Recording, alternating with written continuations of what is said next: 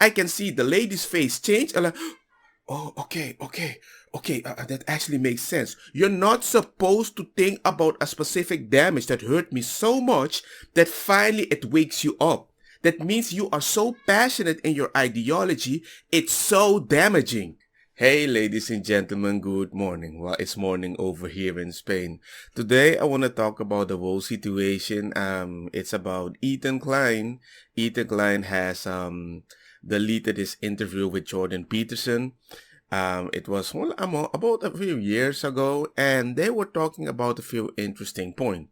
Now, suddenly, he posted online like, you know what? I'm just gonna delete all the interviews I have with this man because it's the right-wing guy, the rabbit hole that once you go there, you're gonna become right-wing anyway. And I was like, that's interesting though, because that's like saying, imagine all the right-wing people decided, let's buy Apple phones because Apple phone is more reliable and we can get our message out there, you know? And then suddenly a bunch of people on the outside is going to believe, what? Apple? They're buying Apple phones? Oh my God, it's a right-wing tool. Everybody cancel Apple phones. And I'm like, what are you doing? He is just talking about stuff that are affecting most men, and man wants to be at peace.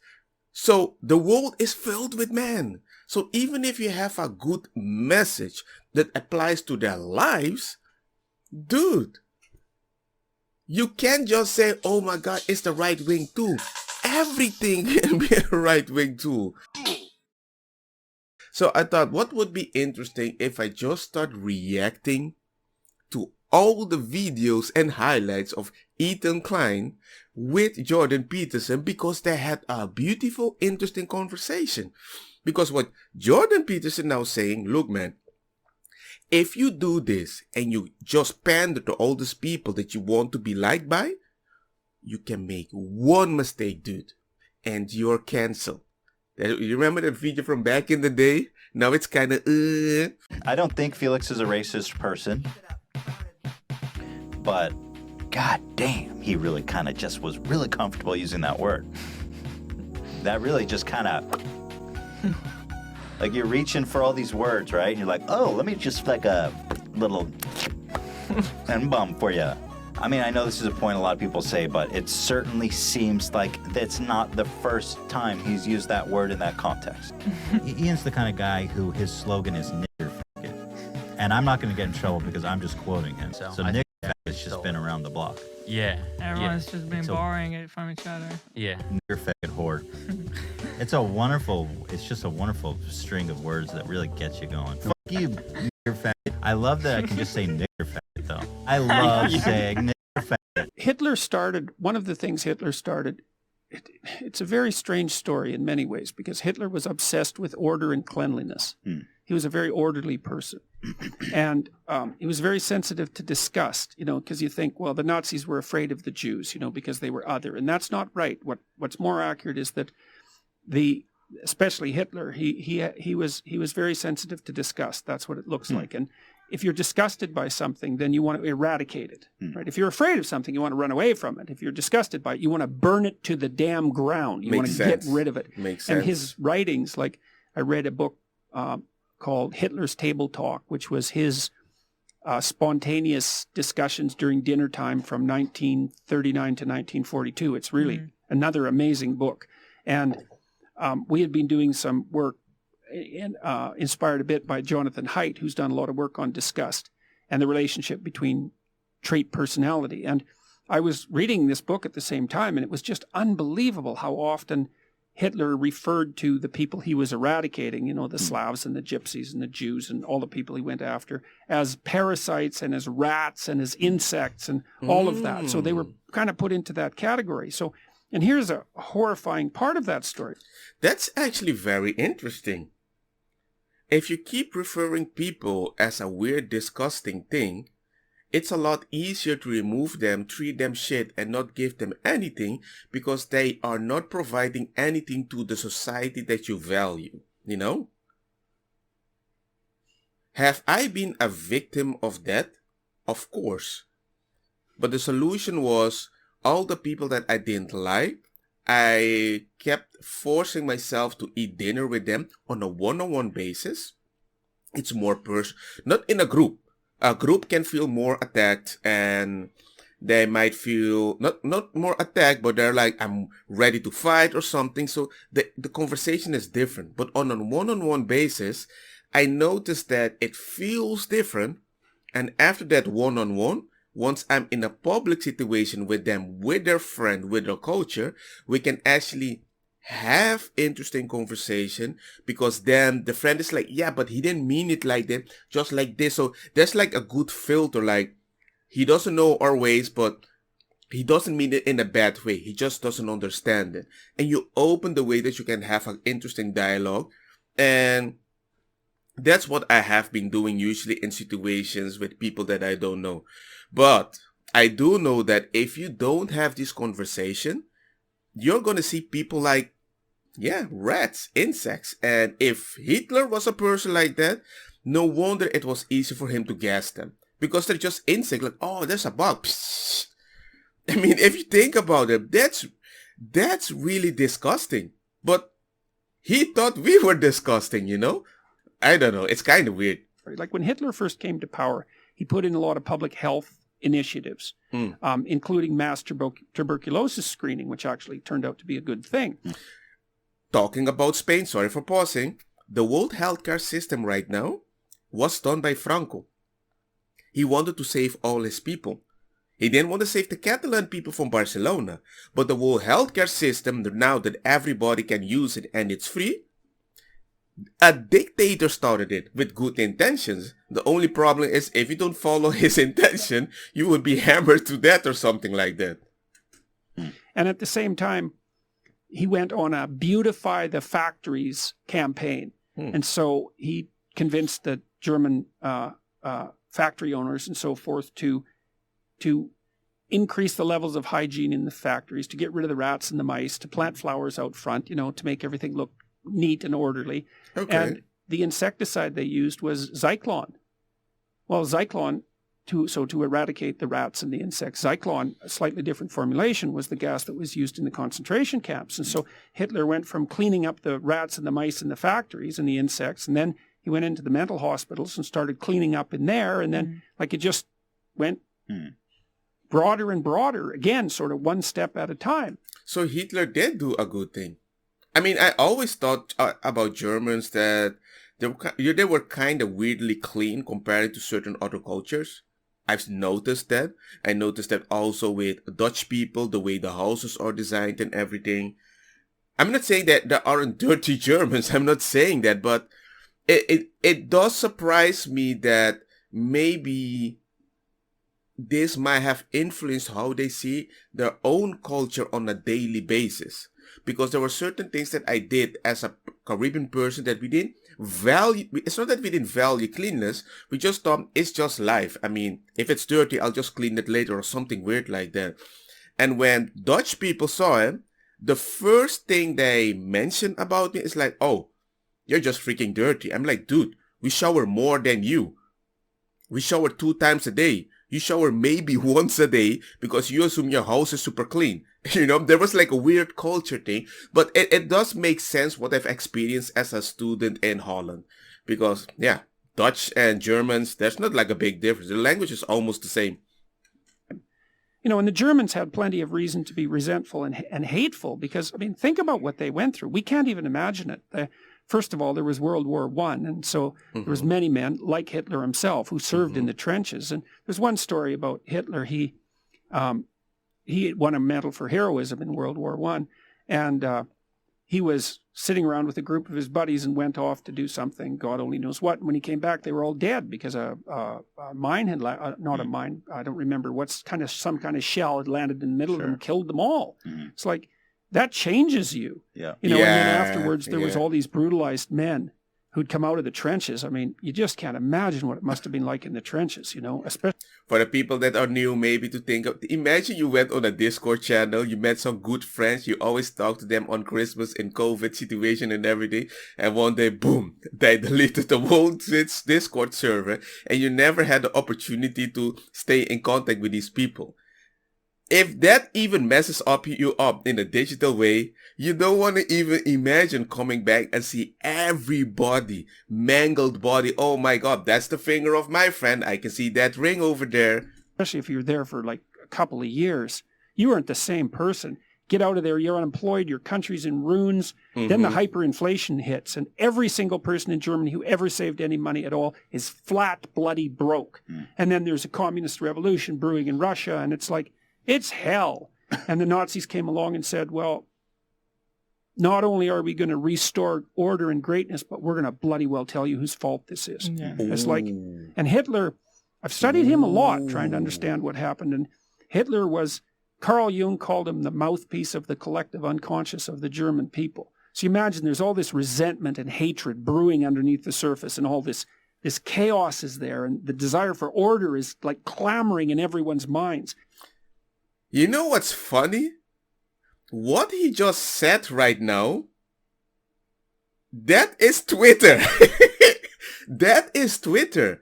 Twitter is a very messed up place. The fact that you cannot say anything, you know? I mean, somebody said something about who is allowed to say the N-word or whatever or something like that. You know what I said? I said, I don't mind if my friend saved me, my white friend saved me in Call of Duty by saying, I got your back. I don't want to even say it because I don't want YouTube to go crazy or something like that. Say you're not black enough. But I said, yeah, if my friend said, I got your back, N-word. And I was like, why am I getting so many likes on this post? Because everybody realized, okay, you're not saying it in public, but there's a context about what you can use in a respectful way. I'm not going to normalize it outside, but many people have an unconscious idea that, hey, this is normal, but we just don't say it.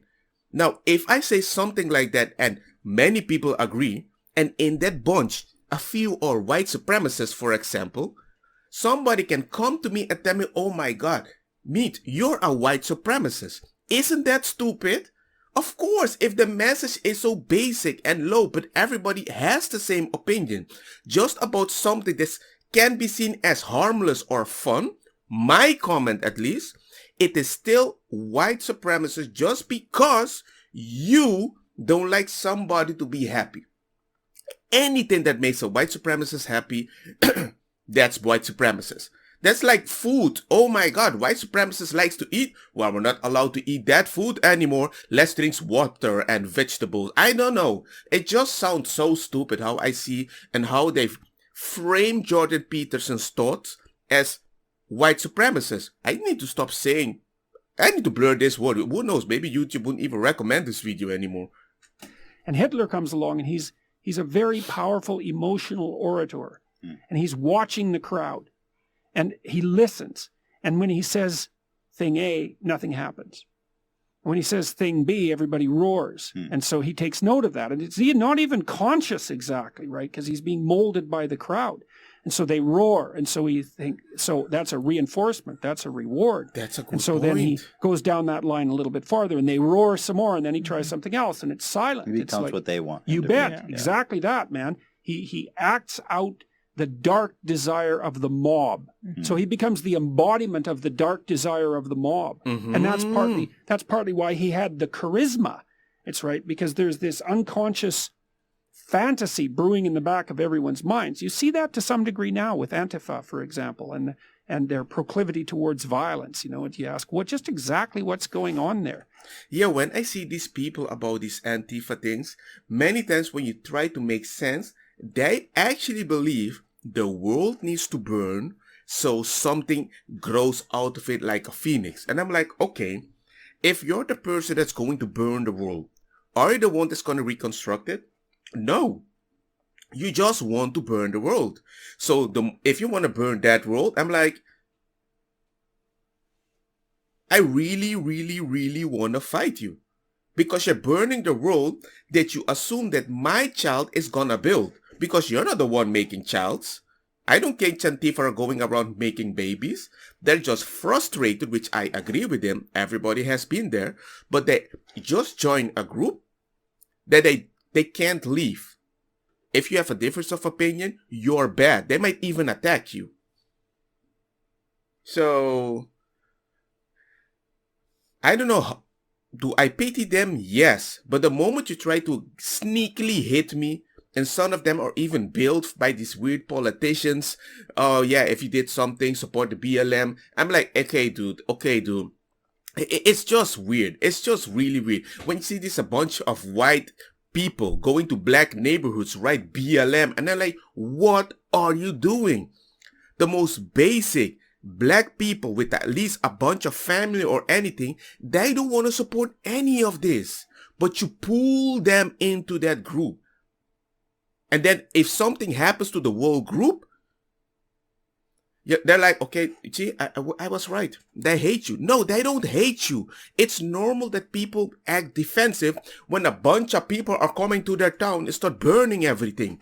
Well, Hitler came to embody the desire of the German people for order and revenge. And he embodied that fully. You know, and you could say, so what happened was a collaboration between him and the people. It wasn't Hitler turned everyone into Nazis. It's like, no, that's not how it worked. I'm sure there was a lot of good people still left over who got just overrun by the mania too. Yeah, but that's the difference there. There's a difference there that you're forgetting now, especially at school. As a kid, when you feel lonely and you want to be part of a group, it's a very important feeling. But if you're so damaged and you don't have a structure at your home, if somebody gives you that, you will do everything to keep it safe. You're not gonna go away. What Hitler was giving these people is not something that they randomly thought, oh my God, that is true. They had that opinion inside. Once you realize you all think the same, and you can put it with any ideology. If you're in a group, and somebody says something, and everybody agrees, and you also agree with it, it changes you. You feel so confident. What? I'm not alone. I can say something stupid, and even they would agree with me, or they will tone me a little down, but we're going in this. That it's such a powerful emotion. So the fact that a bunch of people think that, I'm not saying it's wrong, but it just proves to you there is an underlying feeling to have something quelled in your body, and we need to find the best way to solve it with compassion or whatever. But I don't see that anymore. I don't see that. That's why Jordan Peterson is getting so much attention, because it was like he's the voice of something that so many people wanted to say, and I'm not an aggressive, I never fight. Officially, I'm the most beta guy in the world. Everybody thought I was gay, and it was like, I'm not gay. What's wrong with you? Yeah, your voice is very funny. I mean, I know, but it may change in a few years. I had a very feminine voice when I was 23. I didn't have any facial hair. None. Everybody thought I was gay. I had listened to women. I liked to talk and everything. And there just came a point that was like, I'm done that nobody treats me with respect. Like, I'm the nice guy that everybody has to be, but nobody feels attracted to me. And I said, you know what? I'm just gonna chill, not care, go to the gym, and hopefully I will meet a woman. And I met a woman. Then everybody's like, oh man, why are you so gangster? You don't treat us with respect. Like, I'm not your therapist. I don't have to do that. Honestly, when I was crying, you actually told me you're an F word. Yeah, you're a fat. The lady that was supposed to help me. And I realized, you know what, there comes a point I just need to help myself, you know? And I tried to leave that whole ideology. And the only way I could leave it, not only did I leave the ideology, I left the country. From Holland, I just left. I went to Spain. Because at that moment, my friends are not like that, but they were in a weird bubble that I could not be myself. Because if I do it, it was like you're canceled. Nobody wants to do anything with you more. They don't invite you to parties anymore. And it made me feel very bad. And Ethan is like, oh my God, he's a white supremacist. He's not saying that he's a white supremacist. But just because the message is good, and even somebody with a very weird way of thinking agrees with him, that doesn't mean it's a gateway to something. It's only a gateway by your suggestion, if I want to be the devil's advocate, if somebody finally understands Jordan Peterson and everybody hates him, cancel him, you're bad, you're not allowed, and you do something so negative to prove your point that you destroy his capability to have a normal life. If somebody suddenly have a sliver of hope for having his own opinion, because I could have escaped, but certain people can't escape. They don't have the money. They don't have the option. My then girlfriend was Spanish. She says, okay, let's go to Spain. Not everybody has that option. You keep pushing a man into that corner. I'm not saying he's going to be a white supremacist, but he might be like a misogyny guy, because he's going to be like, I don't care anymore. Get out of my life. Because you cannot be very manly, but you can be very feminist. You can't have a feminazi and you cannot have misogyny existing anymore. That's a weird imbalance. You have to balance both. The way I talk to ladies or anybody, I have to talk in a simple voice. I can't speak aloud because it means patriarchy. I'm like, whoa! I can get angry, but if I scream something stupid, you can come in my face and scream? Nah, man. Immediately I tell everybody, back away. What you gonna do? Boom. I don't trust you. You think it's normal to slap people. I have one eye. If you scratch my eye and I can't see my children anymore, I hope I don't grab you when I'm blind. Because that doesn't make any sense. And that's the only way I can see the lady's face change. And like, oh, okay. That actually makes sense. You're not supposed to think about a specific damage that hurt me so much that finally it wakes you up. That means you are so passionate in your ideology, it's so damaging. It surprises me that people don't see that until somebody is hurt by their action, but you're like, oh my God, I didn't expect it, I didn't mean it. It's just that, you know how it is. There's so many people. I don't care if you're afraid of the world. That's not my responsibility. That's your responsibility. Grow some balls or some titties or anything that makes you strong. Well, Or disgusted by it. the other thing too is that, people are not that brave. And everybody thinks, this is one of the things I teach in my Maps of Meaning class. It's like, okay, you look at Nazi Germany in the 30s and you think, well, I'd be one of the heroes who rescued the Jews. It's like, statistically, that's very improbable. Right. And one of the things I've learned in the last year with all this strange political, what would you say? This strange situation that I've been in is how unlikely it is for people to speak up. They just won't. Even tenured professors who are tenured, they're protected. It's like the probability they'll pop their head up and say something that might make them identifiable is very, very low. So it's scary, yeah. I guess you're right. Well, it's and at time, in Nazi Germany, the stakes were as high as it could get. They didn't tolerate. That's right. That's exactly right. But even when the stakes are low, people won't speak up, eh? As a Christian, if I said a bad word, everybody says, don't say that. That's not nice. Why do you have to talk like that? But if I kept saying nobody told me, I'm going to force you. I'm going to shame you. Bada beam. Nobody does that. Nobody does that. They're not going to mandate a word that you're not supposed to use it anymore because they realize he's just not going to learn. But when people say freedom of speech is not freedom of consequences, you're mandating people to speak in a certain way with consequences. Those consequences is slowly going in the direction that's very negative. Right now we have so many people that say, if you die for whatever reason that which I disagree with or something like that, they're like, okay, haha, good for you. Wear a mask, Dumbo. Oh, you suffer from COVID? Good. Pray to your stupid God. I'm like, whoa. Why do you feel comfortable to talk to me like that? Yeah, but because I feel a specific rage. Okay, but do you really think that I think that? Imagine if all the Christians start saying, you know what? If you're gonna die, okay, well, I hope God makes it as long as possible. We're gonna give you bone cancer or something like that. All this weird stuff. Why? Nobody does that. Why are you happy when your opposition is dying? And we're not even in times of war. If it was war, people would die, I would be okay, I can get where you're coming from.